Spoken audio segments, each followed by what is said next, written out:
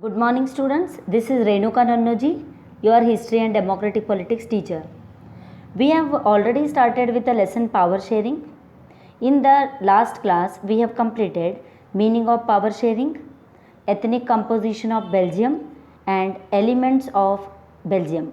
How Belgium accommodated the different ethnic groups that we discussed. In today's class, let us begin with ethnic composition of Sri Lanka. So let us study what kind of problems were there in Sri Lanka. Okay, Sri Lanka emerged as an independent country in 1948. It's an island nation that is few kilometers off the southern coast of Tamil Nadu. Population just 2 crore people. It has got diverse population. Okay, so which major social groups were there in Sri Lanka? Let us study. There were Sinhala speakers. Sinhala is a language, students. Okay, Sinhala is a language which was spoken by 74% people in Sri Lanka. So 74% people in Sri Lanka were speaking Sinhala language and they followed Buddhist religion.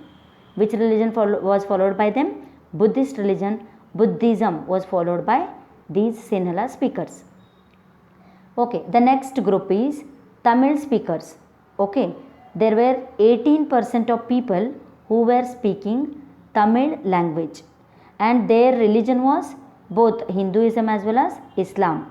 They were following Hindus as well as Hinduism as well as Islamic religion was followed by these 18% people. Among these Tamil speakers, that is 18%, there are two groups like Sri Lankan Tamils 13%, Indian Tamils 5%. Sri Lankan Tamils means the people who are born and brought up there only in Sri Lanka. They are native, what is that? Sri Lankan citizens. Means the people who are born and brought up in Sri Lanka are Sri Lankan Tamils. Indian Tamils means the people who went to Sri Lanka and settled there. So they were 5%. So 13 plus 5 is 18. So total Tamil speakers were 18%. Okay. Then the next 7% people were speaking both Tamil language as well as Sinhala language and their religion was Christianity. So this is the ethnic composition of Sri Lanka.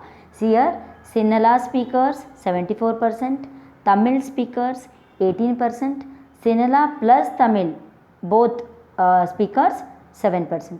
So this is the ethnic composition of Sri Lanka. So in this, who is majority? Sinhala speakers or Buddhist were majority. Who are minority? 7%. Christians are minority. Okay. So now what is this majoritarianism concept which is given in your textbook? Let us study that. What is majoritarianism in Sri Lanka? Okay. As I have already told you that Sri Lanka emerged as an independent country in 1948. During that time what happened? Sinhala community dominated. It means as they are 74%, they started dominating in Sri Lanka. They started ruling in Sri Lanka. They introduced majoritarian measures to establish Sinhala supremacy. So what was done by the Sinhala community? They introduced majoritarian measures to establish Sinhala supremacy. It means Sinhala language should be considered as supreme language. This was done by the people, that is Buddhist religious people, that is Sinhala speakers. It means they wanted to give utmost importance to Sinhala language. So this is regarding how they started dominating. And now next one is majoritarian. Under majoritarian measures only, let me continue the next concept. In 1956, an act was passed to recognize Sinhala as the only official language. It means what all they did here, first they wanted to dominate.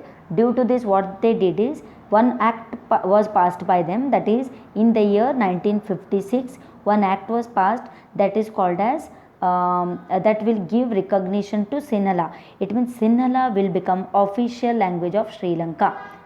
According to 1956 Act, Sinhala will become official language of Sri Lanka. Okay. Next measure, what is the majoritarian measures? Next one, the government favored Sinhala applicants for university positions and government jobs. Okay students, what was done by the government again? Like for example, somebody wants to seek admission in the university and he is Sinhala, then definitely for him the seat is given. If somebody wants job, like somebody has applied for the government job, then reservation will be there or it will be given to Sinhala. So both the ways they are benefited. Sinhala speakers are benefited. As a student also they are enjoying the privilege, and if they are seeking for employment opportunities in the government, there also they are privileged. They are getting the opportunity. Okay. Now next one is new constitution stipulated that state shall protect and foster Buddhism. It means here spread of the religion, propagation of religion. Who took the responsibility of spread of the religion? To protect and foster the religion? Constitution itself. It means new constitution of Sri Lanka decided to preserve Buddhism and propagate Buddhism. They started teaching the principles of Buddhism. Okay, and this shows that they were not secular, because see how India is a secular nation. Here what happens? We do not give importance for one religion. Here we are considering all religions are equal and importance is given to everyone. Okay, respect is given to everyone. But in Sri Lanka, for only Buddhism, a lot of importance was given. So there started a tension between Sinhalas and Tamils. See students, what led to the tension between Sinhalas and Tamils? Majoritarian measures led tension between Sinhalas and Tamils. If in exam they will ask you, what led to the tension between Sinhalas and Tamils? Then you write majoritarian measures which were introduced by Sri Lankan government led to the tension between Sinhalas and Tamils. Explain those if they ask you. Then just now what I have explained, 1956 Act, where Sinhala will be considered as an official language and government will favor the Sinhala applicants in the universities as well as jobs, and also Constitution of Sri Lanka will safeguard Buddhism. These all reasons will will show you that majoritarian measures were undertaken and Sinhalas were majority and they started dominating entire Sri Lanka. So this is today's explanation. Now next concept will be what was done by Sri Lankan Tamils. So I will explain it in the next slide. Thank you.